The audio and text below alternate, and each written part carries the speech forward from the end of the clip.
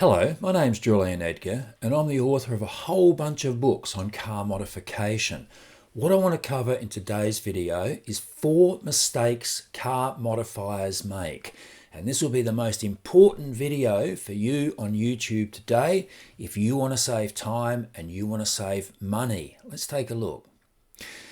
So 4 really common mistakes that car modifiers make are these. The first one is not having a clear objective, not knowing what problem they're trying to solve by the modification they're about to make. Happens all the time. The second big problem is copying what others do, copying everyone else's mistakes when they modify their cars. The third one is not understanding what the specific modification actually does. So I'm changing something, but what's it meant to do? And the fourth one is buying kits. Companies love selling kits because they're very profitable because they give you lots of stuff that you typically don't need. Let's take a look.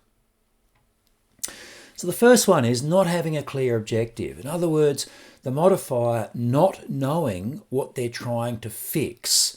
Now that happens all the time. People will write to me and they'll say, I want to improve my car's handling. What should I do? And I'll say, well, what are the issues with handling currently? And they'll say, I don't know, it just doesn't handle. I just want to fix it. But taking that approach means that you could be fitting endless modifications, endless parts, and not actually achieving the outcome you want. So you've got to be specific. Are you trying to reduce understeer? Okay, we can make some changes that'll do that.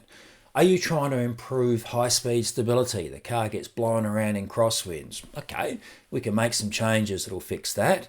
Are you trying to improve vehicle response? So how quickly the car responds when you turn the steering wheel? Yep, yes again, we can make some changes that will improve that. But they're specifics that we're trying to fix. They're objectives that we're trying to fix, as opposed to something that's so vague and so general that you've no idea what parts you would actually fit to fix that problem. So if you don't know what the issue is you're trying to fix, how can you fix it? The answer is basically you can't. The second one, so common. I've been writing about car modifications for a very long time and I have seen this literally tens of thousands of times, and that is copying what other people do. Remembering many people, I'd say a majority, modify their cars badly. So if you copy what other people do, you are copying all their mistakes. Don't copy other people's mistakes. Some very quick examples of mistakes: exposed underbonnet filters that breathe in lots of dirt and breathe in lots of hot air, which harms engine performance. Wings that are quite obviously ineffective because of their shape, their mounting location, their angle of attack. Hood vents that don't actually vent, or if they do vent, sometimes they vent the wrong way. They've been put in the wrong place, they're the wrong shape. Or random suspension changes. And the current flavour of the month appears to be, I fitted coilovers. Right, well, did they do what you wanted them to do? And did you know what you wanted them to do? And why did they do what you want, etc.? So copying what other people do, and it's absolutely rife on discussion groups, online discussion groups. The first step should be to do X, Y, and Z. Well, why? Copying what other people do means you're very likely to copy all their mistakes. Not a good approach. The third major issue is not understanding what the specific modification is going to do. What effect does this modification have, or what effect is it supposed to have? So for example, people will often say, I fitted big sway bars, anti-roll bars. Okay, well, what were you trying to achieve by doing that? Because the primary purpose of altering sway bars is to alter the understeer-oversteer balance, not just reduce roll. And so, for example, if you don't know that and you increase the stiffness of the front and rear sway bars equally, you won't have changed the handling balance. Dramatically different if you alter the front and rear sway bars differentially. In other words, you stiffen one versus the other. Then you can change understeer. Then you can change oversteer. So not understanding what the modification actually can do or is meant to do is a really common mistake that people make, and therefore they do the wrong thing. They don't understand what it's trying to achieve or what it should achieve, and so they make mistakes in those selection processes. Not a good idea. The final one is buying kits. Now, most kits, whether they're aerodynamic kits, whether they're suspension kits, gives you stuff you don't actually need. That's why they're so profitable for companies, because they'll just give you everything and you bolt in everything thinking you've got some fantastic deal. But it's much, much, much cheaper, sometimes 75 or 80% cheaper, to buy only the parts you need to make the improvement happen.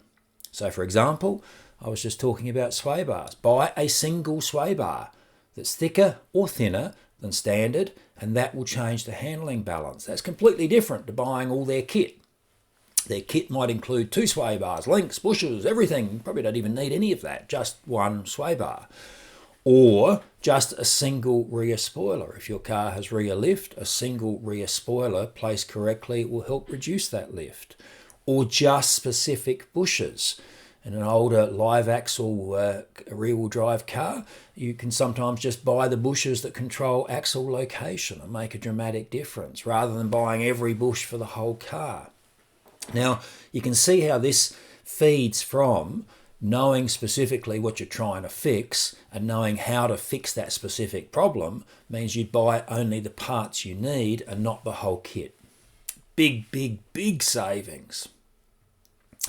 So obviously information is the key, knowing these things, not misinformation. So the answer, the example, the outcome, save time and money, get the results you want. Excuse me, but here is a really important thing. Be prepared to go your own way. If you copy what everyone else is doing, everyone will say, oh, that's fantastic. Yeah, Fred, you're on the right track. If you say, amongst friends or in a discussion group, I'm going to do this, and this isn't what everyone else is doing, everyone will say, oh, that's a really bad idea. It won't matter if it's a good idea, they'll automatically say, oh, that's a really bad idea, because it's not what they have done. So be especially prepared to ignore everyone who will tell you that what you are suggesting won't work. The only people to pay attention to in that situation, that circumstance, is someone who says, I tried that and it didn't work because of X, Y, and Z. But people who just say instantly, oh, that won't work, are almost always the people who just object because it's not what they did. All right, be prepared to back yourself. And if you want to know how to do some of these things, if you want to know how to improve vehicle ride and handling, the specific changes you need to make to fix specific problems, there's that first book. If you want to know aerodynamically what to change to fix specific problems, there's that second book, and so on. Information really is the key to good car modification. None of them are cheap books.